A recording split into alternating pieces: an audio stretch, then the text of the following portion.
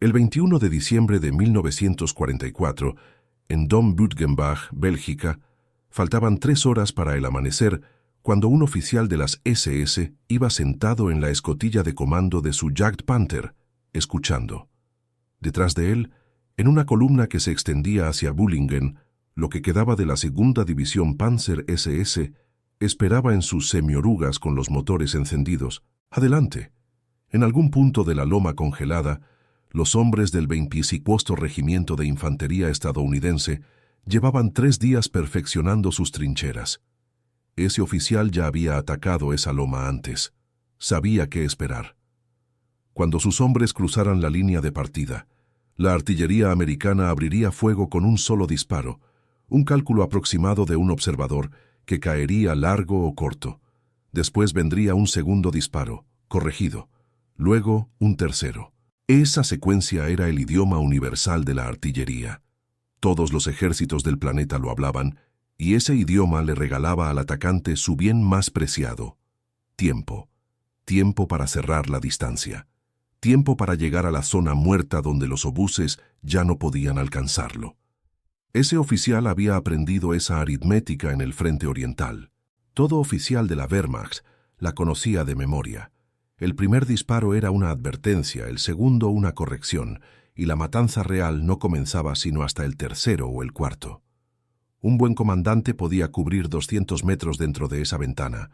A las 5:30 de la mañana, los granaderos Panzer bajaron de sus vehículos y comenzaron a cruzar la línea de partida a pie. El oficial los vio moverse hacia la oscuridad. Esperó el primer disparo de sondeo estadounidense, ese golpe seco y distante que normalmente anunciaba el inicio del reloj. No escuchó nada durante casi un minuto completo, solo botas sobre tierra congelada y el traqueteo bajo del equipo. Ningún golpe seco, ningún silbido, ningún disparo único buscando el alcance. El silencio era total. Entonces la loma explotó. No fue una detonación aislada, no fue un patrón de búsqueda. Cada cañón que los estadounidenses tenían disponible, y eran más de 300 apilados rueda con rueda detrás de la cresta, disparó al mismo tiempo. El sonido no fue creciendo. Llegó completo como una pared que cae de golpe. El campo entre la línea de árboles y las trincheras americanas se volvió blanco por detonaciones simultáneas. Los granaderos, muchachos de 17 y 18 años, la mayoría en su primer combate, fueron sorprendidos de pie, en campo abierto. Los proyectiles no avanzaron hacia ellos como se suponía que debía avanzar la artillería. Simplemente aparecieron en todas partes al mismo instante, como si los estadounidenses hubieran sabido exactamente dónde estarían los alemanes, exactamente cuándo estarían ahí, y hubieran esperado en silencio el momento de mayor daño posible. En cuestión de minutos, el campo se convirtió en un cementerio. Los pocos granaderos que seguían con vida se arrastraban de regreso hacia el bosque. Algunos tanques lograron avanzar. El acero puede sobrevivir lo que la carne no puede, pero avanzaron solos, sin infantería, hacia posiciones estadounidenses erizadas de cazacarros. Cuando salió el sol, 47 tanques y cañones de asalto alemanes ardían en el campo, y los equipos de registro de tumbas de la Primera División de Infantería terminarían contando 782 alemanes muertos frente a esas posiciones. Si eres de las personas que quieren que historias como esta lleguen a más gente, un like y una suscripción realmente ayudan a que este canal crezca. Se agradece de verdad. Y quiero que te quedes con lo que acabas de escuchar, porque lo que ese oficial esperaba y lo que recibió en su lugar es la clave de todo lo que viene. Él esperaba la gramática universal de la artillería: advertencia, luego corrección, luego fuego real. En su lugar, recibió silencio, y después, aniquilación total. Sin advertencia, sin corrección, sin gramática alguna. Y no era el único. Para el invierno de 1944, oficiales alemanes en todo el frente occidental escribían lo mismo en sus informes de combate, repetían la misma historia en las salas de interrogatorio. La artillería estadounidense no se comportaba como artillería. Llegaba sin anunciarse, llegaba con precisión, y llegaba desde tantos cañones a la vez que el bombardeo terminaba antes de que un hombre pudiera pasar de estar de pie a estar tirado en el suelo. Tenían una palabra para eso. Lo llamaban lo único que no podían contrarrestar. No el tanque Sherman, a esos sabían matarlos. No los cazabombarderos, el mal clima los dejaba en tierra. Ni siquiera el simple peso numérico del ejército americano. Lo que no podían contrarrestar era el silencio. Ese silencio significaba que cada coordenada en el mapa ya estaba calculada, que cada cañón ya estaba apuntado y que lo único que faltaba era la orden de disparar. Cuando esa orden llegaba, no había advertencia y no había escape posible. La pregunta que queda flotando es ¿cómo? ¿Cómo un ejército que en 1939 ocupaba el lugar número 17 del mundo, detrás incluso de Portugal, logró construir un sistema de artillería tan rápido, tan silencioso y tan letal que el mejor ejército de Europa no pudo encontrarle respuesta? La respuesta no empieza en un campo de batalla, empieza en un salón de clases, en un polvoriento departamento de artillería dentro de un fuerte en Oklahoma. Y empieza con un mayor que decidió que todo lo que su profesión daba por sentado sobre apuntar un cañón estaba equivocado. Para entender lo que ocurrió en esa loma, primero hay que entender lo que no ocurrió. Y para entender eso, hay que quedarse con un número, 15. 15 minutos era la ventana con la que contaba un oficial alemán al lanzar un ataque contra una posición apoyada por artillería. No era una suposición al aire. Era un cálculo construido sobre años de combate en 3 frentes distintos. Y aquí está la razón. En el ejército alemán, y en prácticamente todos los ejércitos importantes antes de 1942, la artillería funcionaba como una conversación. Un observador avanzado veía un objetivo. Llamaba por radio o por teléfono a su batería, generalmente de 4 a 6 cañones. El comandante de batería ordenaba a un solo cañón disparar. El observador veía dónde caía el proyectil. Demasiado lejos, corregía. Otro disparo. Demasiado a la izquierda, corregía de nuevo. El tercer disparo caía suficientemente cerca. Solo entonces, y no antes, el comandante ordenaba que todos los cañones dispararan para efecto. Ese proceso tomaba entre 10 y 12 minutos contra un blanco fijo, y podía tomar más contra un blanco en movimiento, porque para cuando llegaban las correcciones, el objetivo ya se había desplazado. Y cada uno de esos disparos de sondeo era un telégrafo. Cada uno le decía al comandante atacante: «Te vieron, están ajustando el tiro, tienes tiempo». Un oficial de infantería veterano leía ese patrón como quien lee un reloj. Primer disparo largo, segundo corto. El corchete ya está establecido, mueve a tus hombres antes del tercero. Así había funcionado la artillería desde el frente occidental de 1917.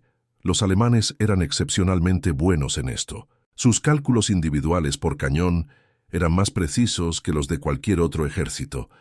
Tomaban en cuenta la huella balística única de cada tubo, la temperatura de la pólvora, incluso la rotación de la tierra.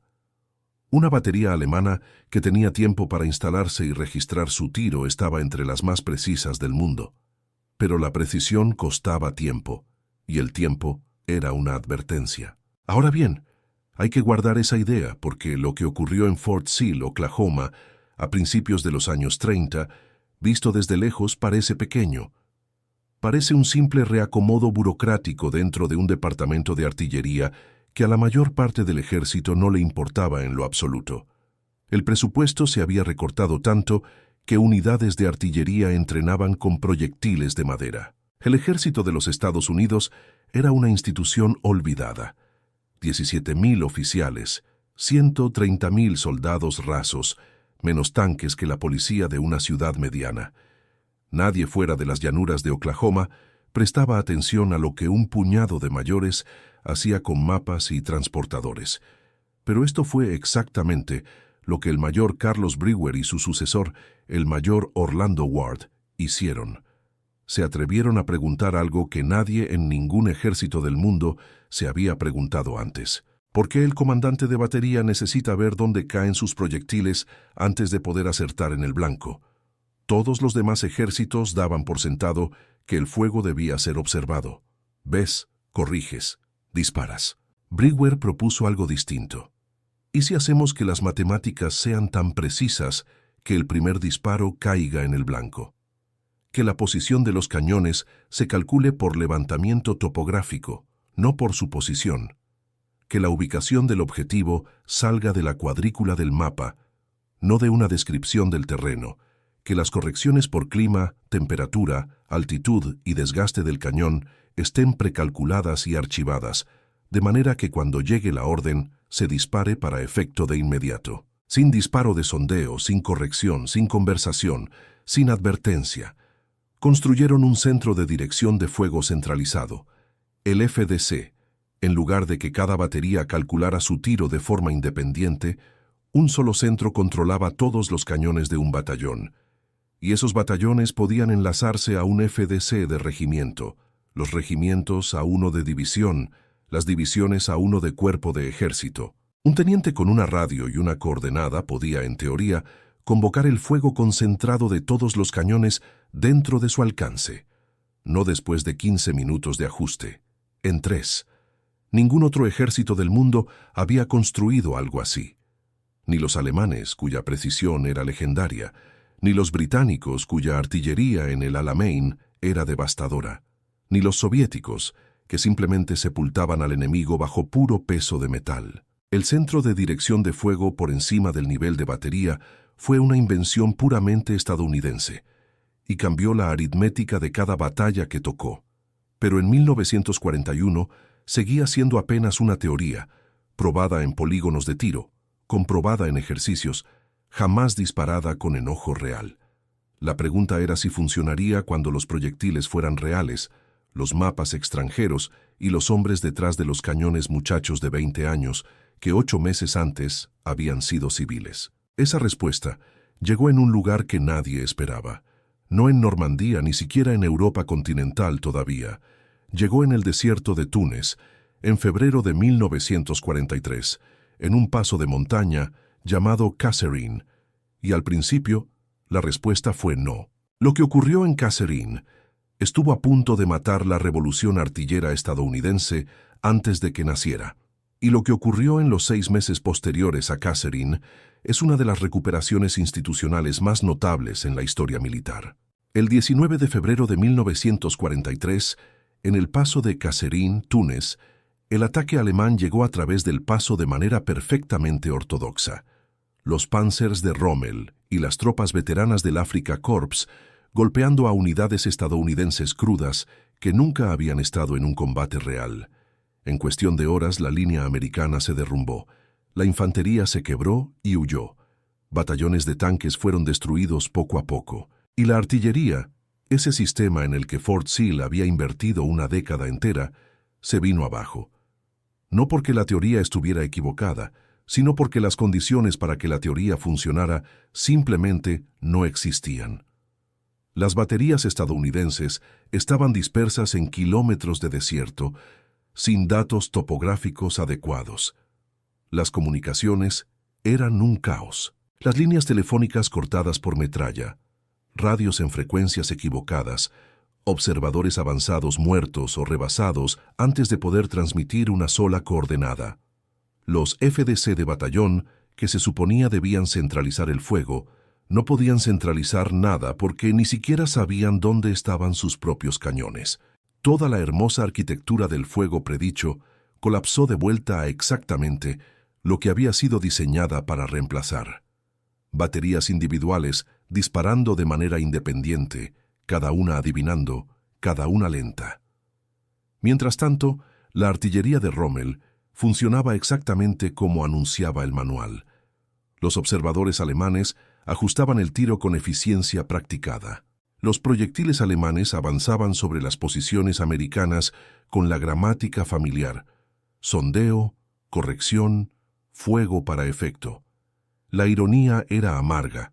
El ejército que había reinventado la artillería estaba siendo superado por el ejército que no lo había hecho. En los 3 días siguientes, los estadounidenses perdieron cerca de 6.000 hombres, 200 tanques, y lo que quedaba de su confianza. Las evaluaciones de inteligencia alemanas fueron despectivas.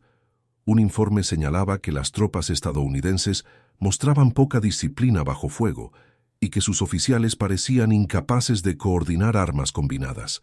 La palabra que más se usaba era unmethodisch, poco metódico.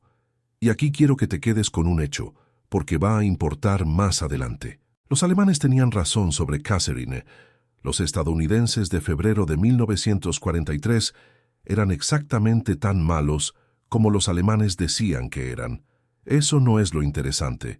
Lo interesante es lo que ocurrió después y qué tan rápido ocurrió. En cuestión de semanas, los comandantes estadounidenses estaban diseccionando Kasserine con una crudeza que era, en sí misma, una especie de arma. Los informes de combate se recolectaron, se analizaron, se distribuyeron. Lo que había salido mal quedó catalogado con la obsesión de una firma de ingeniería después del colapso de un puente. Y las soluciones no fueron teóricas, fueron específicas, concretas, y llegaron al frente en semanas, no en meses ni años. Los problemas de artillería en Kasserine se redujeron a 3 fallas: posición, comunicación y velocidad. Las baterías no sabían con exactitud dónde estaban. Los observadores no podían comunicarse con los FDC lo bastante rápido, y los FDC no podían calcular los datos de tiro lo bastante rápido para que importara. La posición se resolvió con equipos de reconocimiento topográfico, cuadrillas que avanzaban antes que los cañones y establecían ubicaciones precisas de cuadrícula antes de que llegaran las baterías. Era un trabajo aburrido, minucioso, del que nadie haría jamás una película. Pero significaba que cuando una batería se instalaba en una posición nueva, el FDC ya conocía su ubicación con un margen de pocos metros. La comunicación se resolvió con radios. No con radios mejores, sino con más radios. La SCR-300, el equipo FM portátil que la Galvin Manufacturing de Chicago apenas comenzaba a producir, pesaba 14 kilos y podía alcanzar 8 kilómetros. El ejército las hizo llegar hasta el nivel de compañía, luego hasta el de pelotón, y después, esta es la parte que los alemanes nunca lograron entender, entrenaron a cada oficial y a cada sargento de mayor rango en el procedimiento para pedir fuego de artillería. No solo a los observadores avanzados, a todos. Si el observador moría, el sargento del pelotón tomaba la radio y pedía el fuego él mismo, usando las mismas coordenadas, el mismo formato, el mismo lenguaje. En el ejército alemán, si el observador de artillería moría, el vínculo entre la infantería y los cañones moría con él. En el ejército estadounidense, ese vínculo era el sistema, no el hombre. La velocidad se resolvió con una regla de cálculo casera. El teniente coronel Abbott Burns, aquel hombre en Fort Sill, que un mes antes había estado a punto de aceptar un empleo en una compañía telefónica de Arizona antes de ser destinado a un FDC, se sentaba noche tras noche frente a páginas de tablas de tiro logarítmicas, gruesos libros de números que un equipo de FDC tenía que consultar, cruzar y calcular a mano cada vez que llegaba una misión de fuego. Las matemáticas eran correctas, también eran lentas. 3 minutos era la meta. Bajo estrés, con hombres cansados y manos temblorosas, a menudo se tardaba más. Una noche de noviembre de 1940, Burns cortó una tira de papel y la marcó con una escala. En un borde los alcances, en el otro las elevaciones precalculadas para una carga de pólvora y una condición de clima específicas.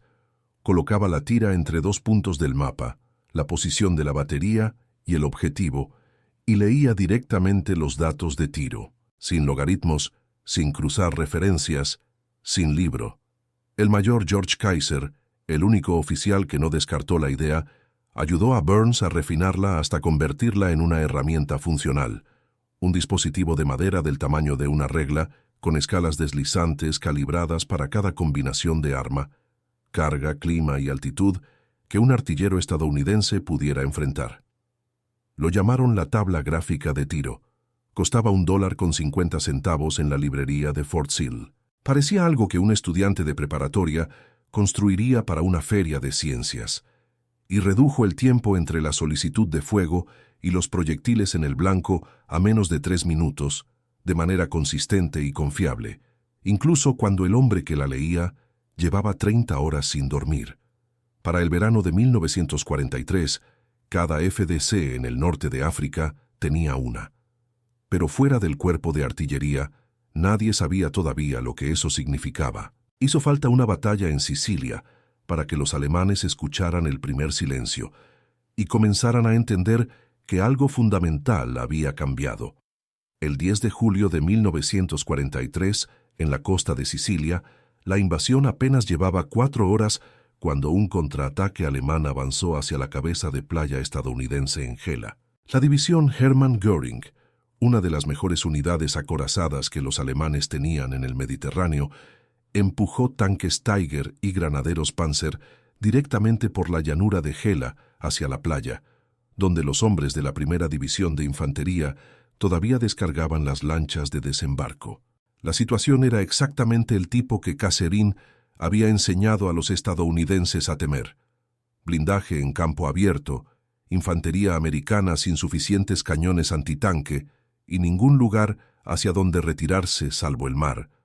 Pero esto no era febrero, era julio, y la artillería que había desembarcado junto con la primera división se había reconstruido desde las ruinas de Catherine en apenas 5 meses. Las baterías estaban topográficamente ubicadas, los FDC estaban enlazados, las radios funcionaban. Y cuando los observadores avanzados vieron el blindaje alemán acercándose por la llanura, la solicitud salió en el nuevo idioma. Una coordenada de cuadrícula de 6 dígitos, una descripción del objetivo, una petición de fuego de batallón. Lo que ocurrió después fue algo que la división Hermann Göring nunca había experimentado. Los proyectiles no llegaron uno por uno, buscando el alcance. Llegaron en racimos, un batallón completo, 12 cañones disparando de manera simultánea sobre una sola coordenada. Los primeros disparos cayeron entre los tanques de vanguardia. No hubo correcciones, porque no se necesitaban correcciones.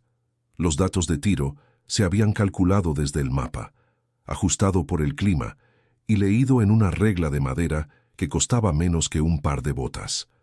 Los alemanes se replegaron, se reagruparon, atacaron de nuevo desde otro eje. Otra coordenada, otra llamada, otra salva de batallón en 3 minutos. Se replegaron otra vez, atacaron por tercera vez.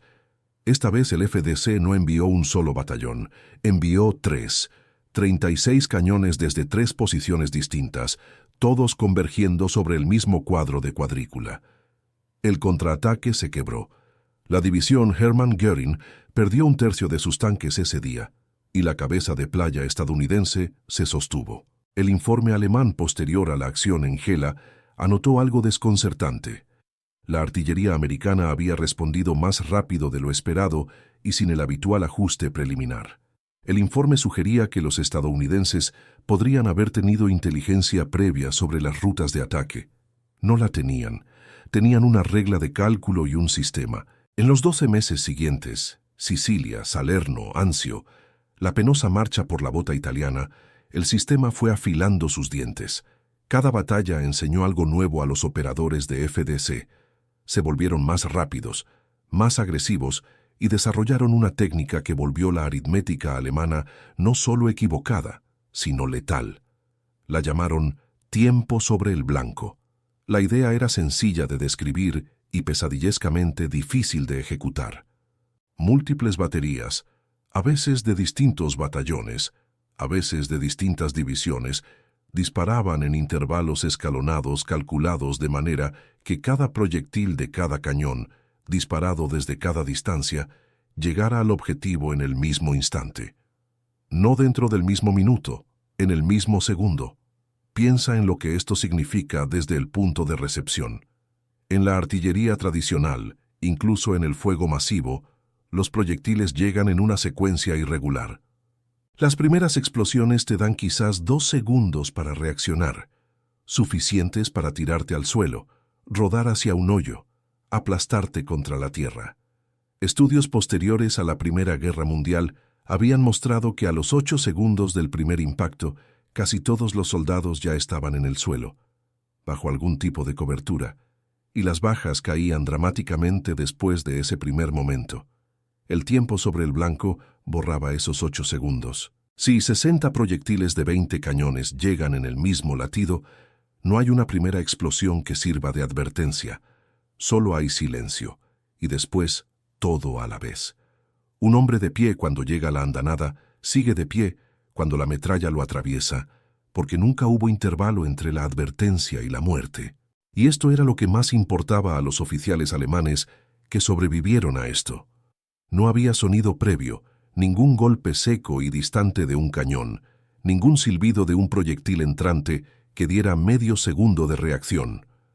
Los proyectiles de la batería más cercana y los de una batería a 11 kilómetros de distancia habían sido calculados al segundo, de modo que cruzaban el cielo en perfecta sincronía. Lo primero que se escuchaba era la detonación, silencio y después aniquilación. Esa era la nueva gramática.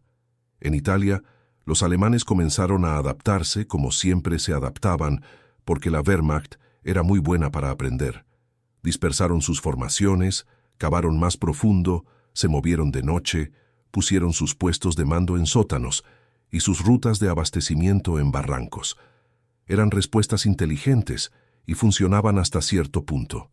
Una formación dispersa es más difícil de golpear, pero también más difícil de coordinar. Los refugios más profundos protegen a los hombres, pero ralentizan su tiempo de reacción. El movimiento nocturno evita la observación, pero le resta distancia recorrida. Cada adaptación alemana ante la artillería americana venía con un costo, y ese costo se fue acumulando. Para cuando los aliados planeaban la invasión de Francia, los comandantes alemanes en Italia habían desarrollado un miedo específico y documentado.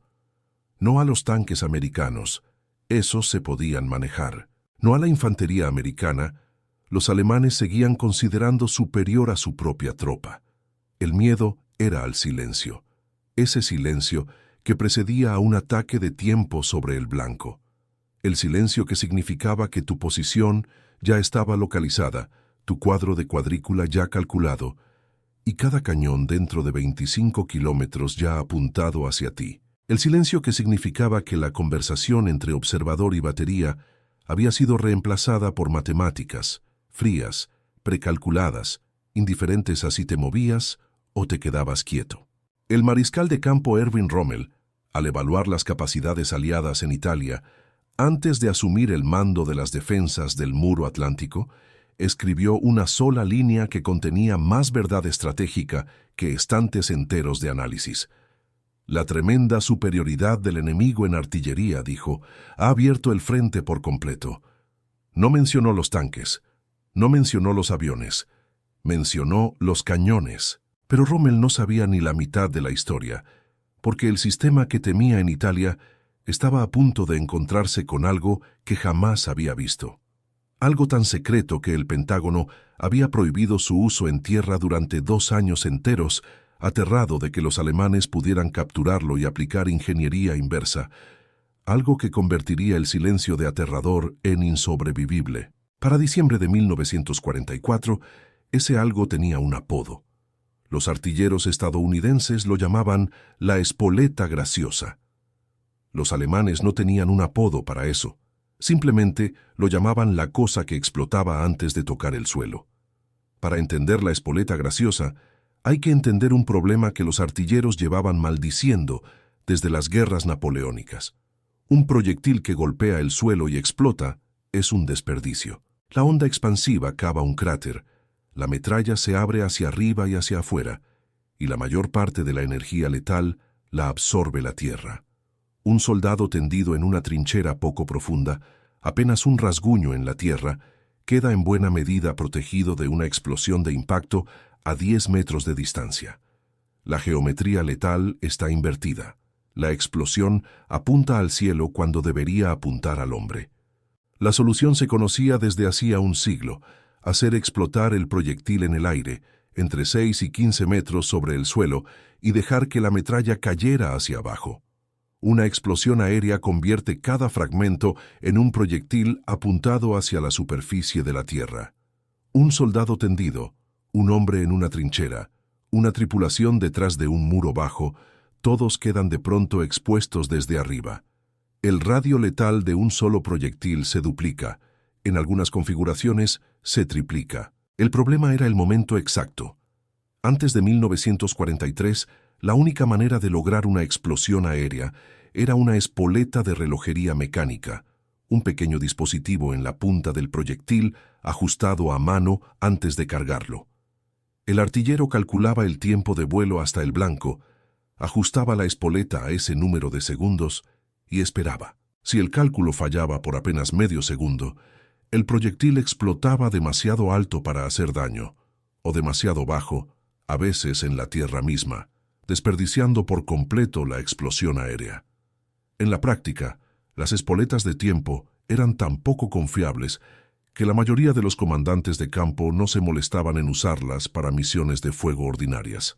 Servían para bombardeos preplaneados, donde la distancia se conocía con exactitud. Para todo lo demás, se usaban espoletas de impacto y se aceptaba la geometría desfavorable. En agosto de 1940, un mes después de la caída de Francia, un capitán de la Marina llamado Gilbert Hoover se sentó con científicos del Comité Nacional de Investigación de Defensa y planteó una pregunta que sonaba imposible. ¿Se podría construir una espoleta con un pequeño radar dentro? Un transmisor y receptor de radio lo bastante pequeño para caber en la punta de un proyectil de artillería, lo bastante resistente para sobrevivir a ser disparado desde un cañón bajo 5.000 veces la fuerza de gravedad, y lo bastante inteligente para percibir el suelo acercándose y detonar exactamente a la altura correcta. Los científicos dijeron que no lo sabían. Después pasaron 3 años averiguándolo. La ingeniería fue una pesadilla. Los tubos de vacío, la única tecnología de amplificación disponible entonces, se destrozaban bajo las fuerzas del disparo. El equipo del Laboratorio de Física Aplicada de Johns Hopkins, trabajando bajo un programa designado como Sección T, tuvo que inventar tubos lo bastante pequeños para caber dentro de la carcasa de un proyectil y lo bastante fuertes para sobrevivir fuerzas capaces de aplastar un reloj de pulsera hasta hacerlo polvo. Probaron miles, la mayoría fallaba. Los que sobrevivían eran fabricados por compañías que hasta entonces producían focos de árbol de Navidad y componentes de rocolas: General Electric, Raytheon, Eastman Kodak, Sylvania. Para 1943 tenían una espoleta funcional para proyectiles antiaéreos navales. La Marina la usó por primera vez, frente a Guadalcanal, en enero de ese año, cuando el crucero Helena disparó 3 proyectiles contra un bombardero japonés que se alejaba y lo derribó sin anotar un impacto directo. Los proyectiles simplemente pasaron lo bastante cerca para que el pequeño radar detectara la aeronave y detonara. Pero la espoleta que aterrorizaba a los capitanes de barco en el Pacífico permaneció fuera de los campos de batalla europeos durante casi 2 años. El razonamiento del Pentágono era sólido y despiadado. Si un proyectil defectuoso caía intacto en territorio bajo control alemán, los ingenieros enemigos lo abrirían, encontrarían el radar miniatura y lo aplicarían en ingeniería inversa o desarrollarían contramedidas. El riesgo era demasiado grande. El uso naval sobre mar abierto estaba permitido, los proyectiles fallidos se hundían, el uso en tierra estaba prohibido.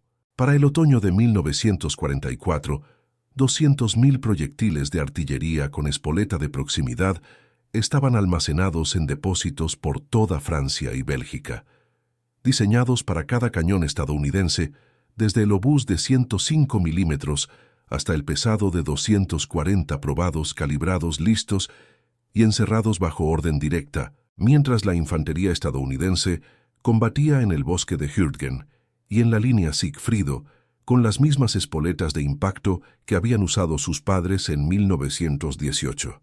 Entonces, el 16 de diciembre de 1944, Hitler lanzó 25 divisiones a través de las Ardenas.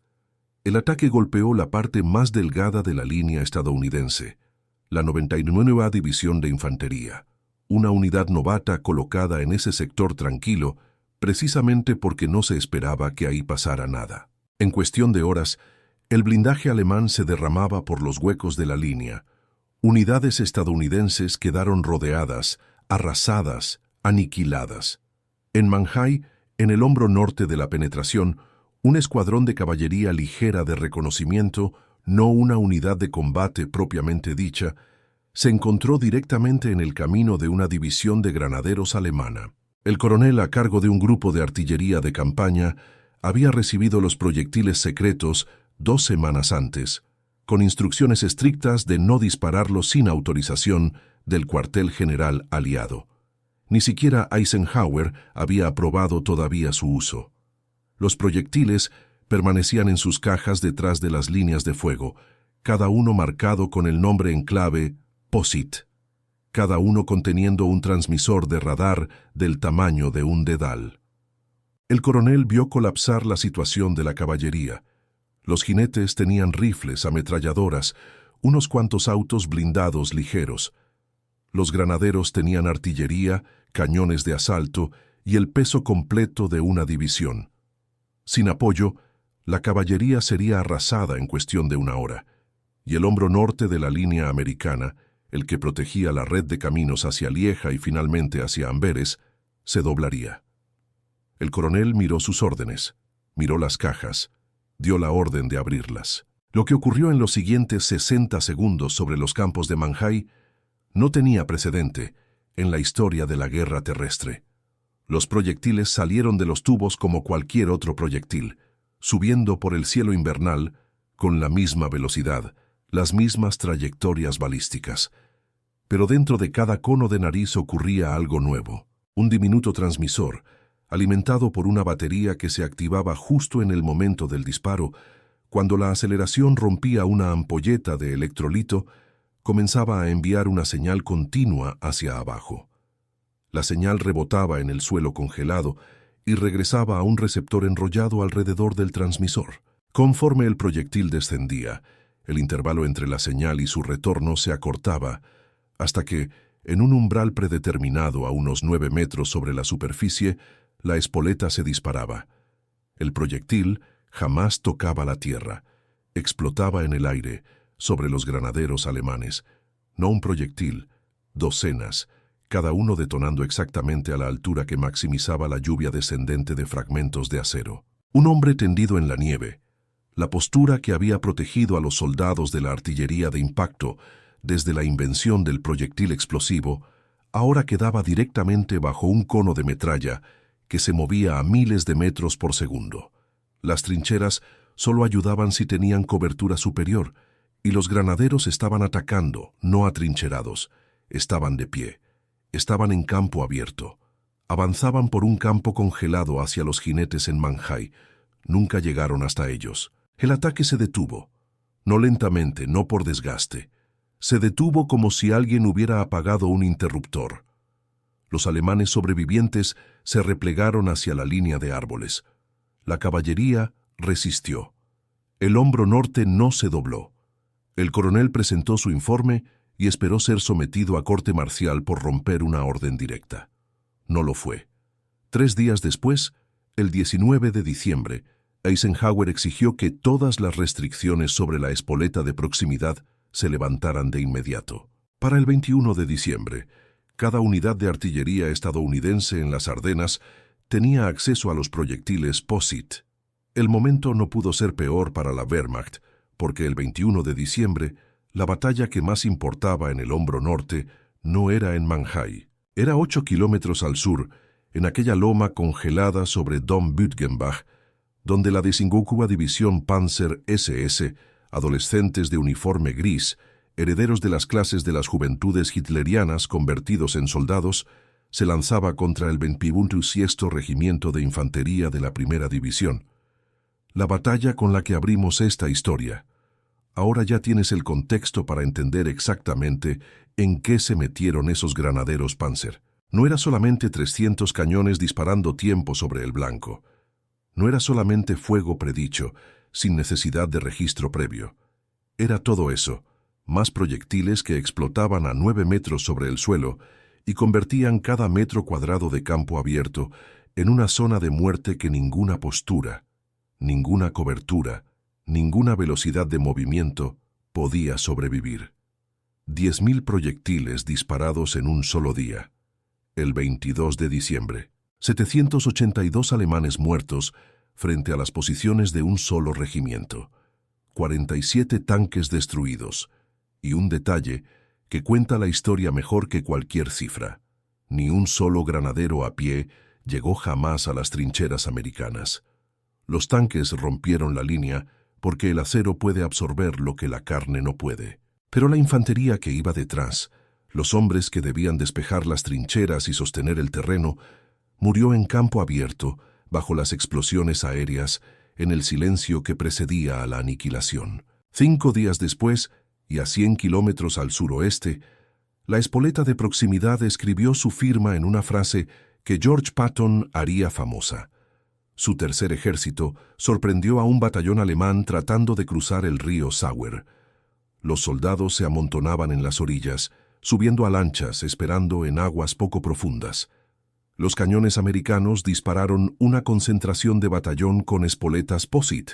Los proyectiles reventaron formando un dosel de acero sobre el río. Cuando los equipos de registro de tumbas caminaron por la orilla después, contaron 702 cuerpos. Patton se sentó y le escribió al general encargado de la ordenanza del ejército. El nuevo proyectil con la espoleta graciosa es devastador.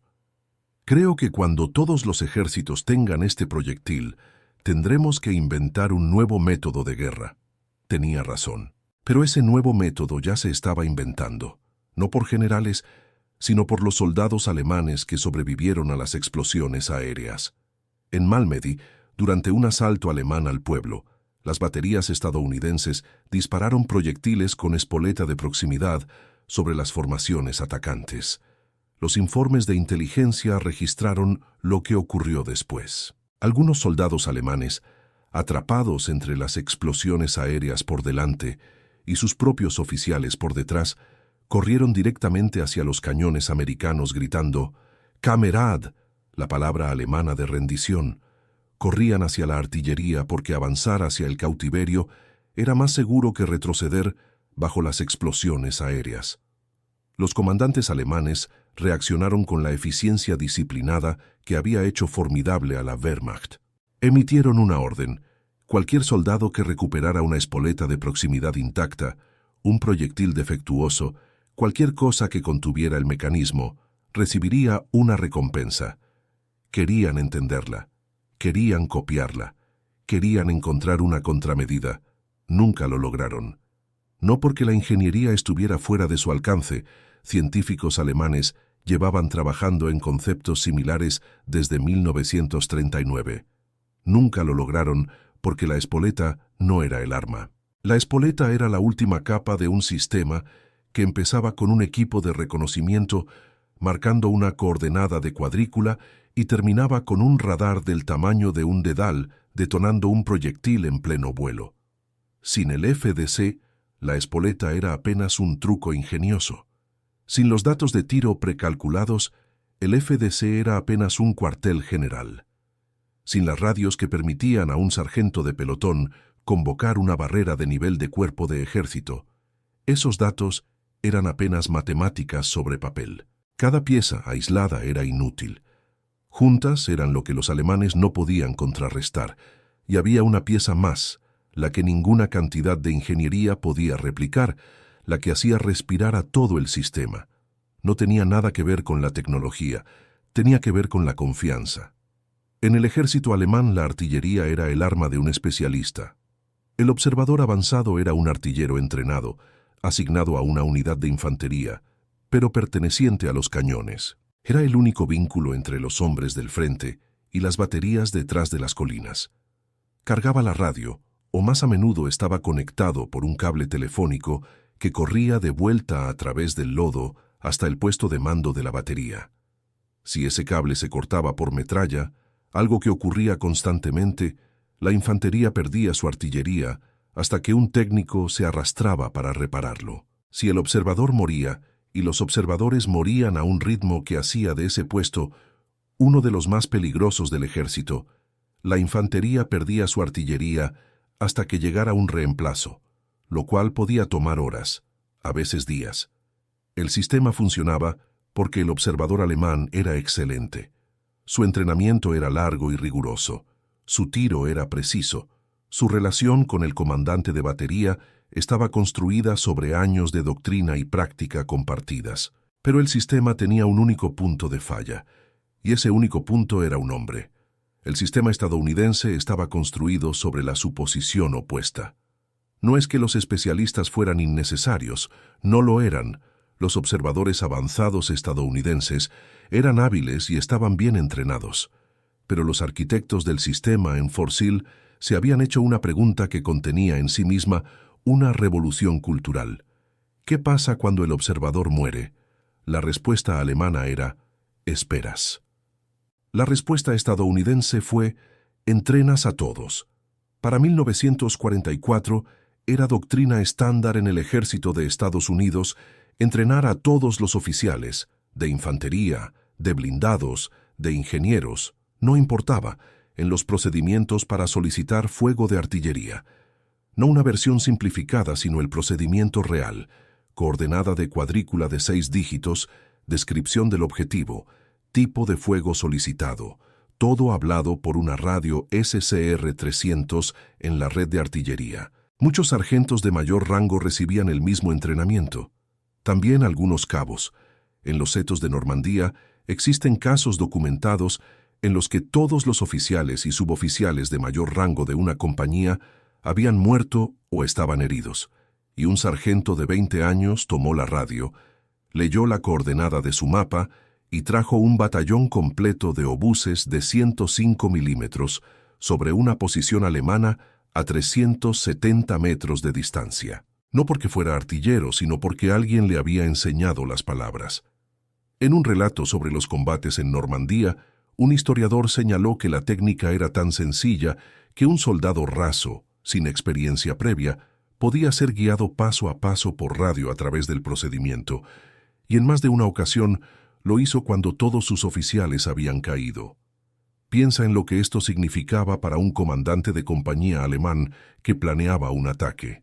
Bajo la vieja aritmética, estudiabas el terreno, identificabas los posibles puestos de observación, calculabas qué colinas tenían línea de visión sobre tu eje de avance, si podías cegar al observador, suprimirlo, matarlo, cortar su cable. Habías comprado tiempo, quizás 15 minutos, quizás más, tiempo en el que tus hombres podían cruzar terreno abierto sin que el cielo les cayera encima. Bajo la nueva aritmética, el observador estaba en todas partes. Cualquier soldado estadounidense con una radio y un mapa era un observador potencial. Cada colina, cada seto, cada cráter de proyectil, con un hombre dentro capaz de leer una coordenada, era un par de ojos conectado a 300 cañones. No podías cegar al observador porque no había un solo observador que cegar. La red de observación era toda la línea de frente y las radios eran de frecuencia modulada. Este era un detalle que importaba más de lo que suena. El ejército alemán usaba radios de amplitud modulada, susceptibles a interferencia estática y a interceptación. La SCR-300 estadounidense, diseñada por Daniel Noble en la Galvin Manufacturing, usaba frecuencia modulada. Las señales FM eran más claras, más difíciles de bloquear, más difíciles de interceptar.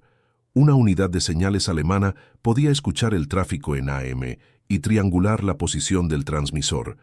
La FM era un problema distinto. El observador estadounidense podía pedir fuego desde una trinchera, y los alemanes no podían encontrarlo, rastrearlo o silenciarlo de manera confiable. Así que ponte en las botas de un oficial alemán en el frente occidental, en el invierno de 1944. Lleva 6 meses combatiendo contra los estadounidenses. Sabes ciertas cosas.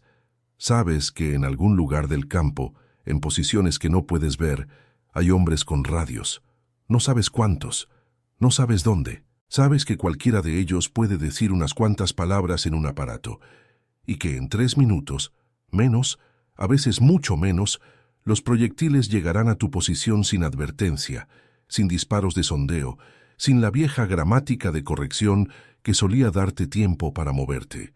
Sabes que esos proyectiles ahora pueden explotar en el aire justo sobre tu cabeza, convirtiendo tu trinchera de refugio en trampa. Y sabes que aunque tu propia artillería silencia a un observador, otro ocupará su lugar, porque los estadounidenses han entrenado a todos los hombres de la compañía para hacer ese trabajo. ¿A qué le temes? No a los cañones, no puedes verlos, no puedes escucharlos hasta que los proyectiles ya están en el aire. No puedes contarlos, porque el tiempo sobre el blanco hace que 30 suenen como 300. Le temes al silencio. El silencio significa que alguien te está observando. El silencio significa que una coordenada se está leyendo por radio en este momento. El silencio significa que en los próximos 3 minutos o en los próximos 30 segundos, no sabes cuál. Las matemáticas que empezaron en un salón de clases en Oklahoma y se refinaron sobre una regla de cálculo de $1.50 van a alcanzarte a través de kilómetros de campo helado. El silencio significa que ya eres el objetivo, solamente todavía no lo sabes. Esto es lo que los oficiales alemanes querían decir cuando escribían, una y otra vez, en informe tras informe, en interrogatorio tras interrogatorio, que la artillería estadounidense era lo único que no podían contrarrestar. No porque los proyectiles fueran más grandes, no porque hubiera más cañones, sino porque el silencio que los precedía era total, y el sistema detrás de ellos era invisible, y los hombres que lo operaban no eran especialistas que se pudieran matar, sino un ejército entero al que se le había enseñado a convocar fuego de la misma manera en que otros ejércitos se enseñaban a cargar un rifle. No era un arma, era una cultura, y las culturas no se pueden aplicar en ingeniería inversa. El 23 de diciembre de 1944, en Dom Bütgenbach, la mañana después del último ataque estaba en calma. Una calma verdadera esta vez, no el silencio calculado de un sistema de artillería esperando la orden de disparar, sino el silencio del agotamiento y del final.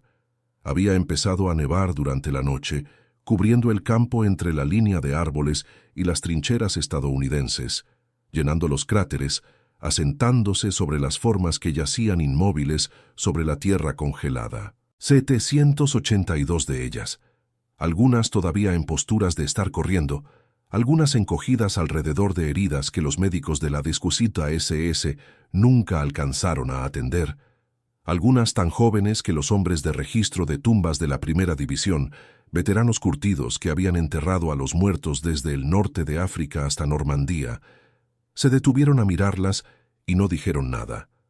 Los hombres del Bempilsuesto de infantería seguían en sus trincheras. Habían sostenido la loma durante 4 días contra todo lo que el Sexto Ejército Panzer les había lanzado encima. Estaban sucios, congelados, algunos heridos, la mayoría sostenidos apenas por raciones frías y la adrenalina que aún les quedaba. Detrás de ellos, más de 300 tubos de cañón se alineaban tan apretados que casi se tocaban entre sí. La artillería de la Primera División, de la 99, de todo el Quinto Cuerpo, apilada en la mayor concentración de poder de fuego estadounidense en todo el frente occidental. Las tripulaciones dormían junto a sus cañones, en la nieve. Montones de casquillos de latón se acumulaban alrededor de las trayectorias, decenas de miles de ellos, el residuo físico de un sistema que había hecho exactamente lo que 2 mayores en un salón de clases de Oklahoma habían diseñado una década antes. Los alemanes jamás volvieron a atacar la loma de Elsenborn. El 26 de diciembre, una división de granaderos alemanes hizo un último intento, un asalto desesperado de infantería reclutada que cruzó la línea de partida y fue aniquilada por la artillería de cuerpo de ejército antes de cubrir 100 metros. Después de eso, el hombro norte del saliente quedó sellado. Los caminos hacia Lieja y Amberes permanecieron en manos estadounidenses. El Sexto Ejército Panzer, la punta de lanza de la última ofensiva de Hitler, se desangró contra una loma que jamás pudo tomar. El coronel que abrió las cajas en Manhai sin autorización no fue sometido a corte marcial. Fue reconocido en silencio. La decisión que tomó esa noche, abrir las cajas, romper la orden, confiar en que salvar a su caballería importaba más que proteger un secreto, Era exactamente el tipo de decisión que el sistema estadounidense estaba diseñado para producir. No obediencia ciega a la cadena de mando por sí misma, sino juicio ejercido en el nivel más bajo, por un hombre que entendía la situación frente a él mejor que cualquier cuartel general a 80 kilómetros de distancia. El mismo principio que permitía a un sargento pedir una barrera de nivel de cuerpo de ejército, permitió a un coronel abrir una caja de munición secreta. El sistema confiaba en su gente y su gente confiaba en el sistema. El hombre que talló la primera tabla gráfica de tiro en una tira de papel porque estaba demasiado cansado para seguir buscando en tablas de logaritmos sobrevivió la guerra. También lo hizo el mayor que vio en esa tira de papel lo que nadie más podía ver. Un dispositivo capaz de comprimir minutos en segundos y convertir el silencio en un arma. La regla de madera que construyeron juntos nunca fue clasificada, jamás fue celebrada, nunca recibió un nombre en clave. Se quedó en la librería de Fort Sill, entre manuales y guías de campo, disponible para cualquiera por $1.50. Puede que sea la pieza de tecnología militar más determinante de la que casi nadie ha escuchado hablar. El mayor que primero se preguntó por qué un artillero necesitaba ver dónde caían sus proyectiles antes de poder acertar en el blanco, se retiró como general de brigada. El que construyó el centro de dirección de fuego comandó la primera división acorazada en el norte de África y más tarde sirvió como jefe de historia militar del ejército. Ninguno de los dos es famoso. Ninguno de sus nombres aparece en algún relato popular de la guerra. El sistema que construyeron, el sistema que quebró la batalla de las Ardenas, que aterrorizó a Rommel en Italia, que hizo que 702 hombres murieran en las orillas del río Sauer en una sola andanada, no lleva el nombre de ningún inventor ni ninguna patente. Fue institucional, le pertenecía a todos y a nadie. Y en cuanto a los alemanes, después de la guerra, los equipos de inteligencia estadounidenses se sentaron con oficiales capturados y les preguntaron, metódicamente, qué era lo que más habían temido. No la pregunta que uno esperaría, no qué arma, ni qué unidad, ni qué general. ¿Qué temían? Las respuestas regresaron con una consistencia que por sí sola contaba una historia. No los tanques. El Sherman era inferior al Panther y todo oficial alemán lo sabía. No la infantería. El entrenamiento alemán era más largo. La táctica de pequeñas unidades alemana era mejor. Los soldados alemanes infligían un 50% más de bajas de las que recibían. Ni siquiera los cazabombarderos, aunque esos eran odiados. El mal clima los mantenía en tierra, y los alemanes habían aprendido a moverse cuando las nubes estaban bajas. Lo que temían era la artillería, y lo que temían de la artillería no era el estruendo, era el silencio previo a él. Ese silencio, la ausencia de disparos de sondeo, la ausencia de advertencia, la ausencia de la vieja gramática que todo ejército había hablado desde que el primer cañón disparó contra el segundo, era el sonido de un sistema tan completo que había eliminado la brecha entre ver y matar. Un observador avanzado susurraba una coordenada, un centro de dirección de fuego leía una regla de cálculo. Una tripulación de cañón jalaba una cuerda de disparo, y en algún lugar a través de los campos invernales, un proyectil explotaba a 9 metros sobre un hombre que jamás lo escuchó llegar. Los alemanes temían el silencio estadounidense más que los disparos, porque el silencio significaba que los estadounidenses ya no estaban apuntando. Ya habían apuntado. Solo estaban esperando a que tú entraras en el cuadro de cuadrícula que habían resuelto una hora antes, un día antes, una semana antes. Para cuando escuchabas la explosión, las matemáticas ya estaban terminadas. La decisión ya se había tomado. Lo único que quedaba era física. Eso es lo que suena a una cultura de confianza, desde el otro lado. Suena a nada en absoluto. Si te quedaste con esta historia hasta el final, gracias. Eso significa algo de verdad.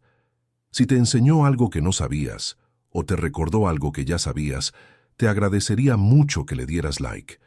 Es un gesto pequeño, pero es la manera en que historias como esta encuentran a la gente a la que le importan.